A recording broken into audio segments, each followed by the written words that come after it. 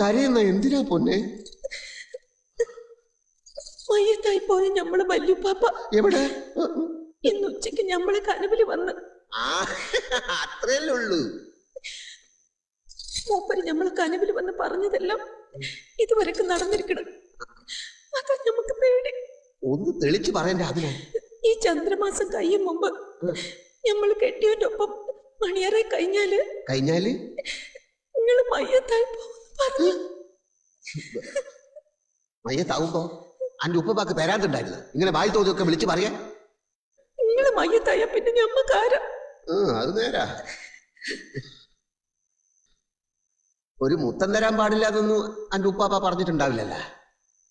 ഏത്ത് തൊട്ട അപ്പം മയ്യത്താവുന്ന പറഞ്ഞേക്കണ കള്ളപ്പന്നി.